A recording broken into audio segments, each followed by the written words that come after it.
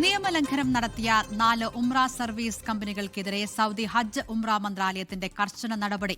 തീർത്ഥാടകർക്ക് നൽകേണ്ട സേവനങ്ങളിൽ വീഴ്ച വരുത്തിയതിനെ തുടർന്ന് ഈ കമ്പനികളുടെ പ്രവർത്തനം മന്ത്രാലയം താൽക്കാലികമായി നിർത്തിവച്ചു. തീർത്ഥാടകരുടെ സുരക്ഷയും സേവന നിലവാരവും ഉറപ്പാക്കുന്നതിന്റെ ഭാഗമായാണ് മന്ത്രാലയത്തിന്റെ ഈ നടപടി.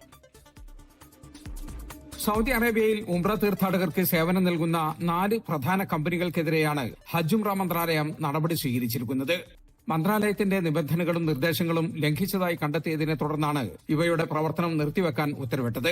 തീർത്ഥാടകരുടെ യാത്രാരേഖകളിലും താമസ സൌകര്യങ്ങളിലും ഗുരുതരമായ വീഴ്ചകൾ ഈ കമ്പനികൾ വരുത്തിയതായി കണ്ടെത്തി. ഇതിൽ 2 കമ്പനികൾ ഉംറ തീർത്ഥാടകരുടെ ഗ്രൂപ്പ് ലിസ്റ്റിൽ തെറ്റായ വിവരങ്ങൾ നൽകിയതായി പരിശോധനയിൽ കണ്ടെത്തി. മറ്റു 2 കമ്പനികൾ നേരത്തെ അംഗീകരിച്ചിരുന്ന കരാർ പ്രകാരമുള്ള താമസ സൌകര്യങ്ങൾ തീർത്ഥാടകർക്ക് ലഭ്യമാക്കിയില്ല എന്നതും നടപടിക്ക് കാരണമായി. നിയമങ്ങൾ ലംഘിക്കുന്നവർക്കെതിരെ ഒരു വിട്ടുവീഴ്ചയും ഉണ്ടാകില്ലെന്ന് മന്ത്രാലയം മുന്നറിയിപ്പ് നൽകി.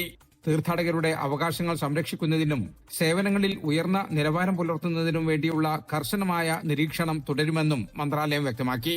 മന്ത്രാലയം അംഗീകരിച്ചിട്ടുള്ള നിബന്ധനകൾ പൂർണ്ണമായും പാലിക്കണമെന്നും കരാറുകളിൽ പറയുന്ന കാര്യങ്ങൾ കൃത്യമായി നടപ്പിലാക്കണമെന്നും എല്ലാ ഉംറ സർവീസ് ഏജൻസികൾക്കും മന്ത്രാലയം കർശന നിർദ്ദേശം നൽകി. 24 ജിദ്ദ.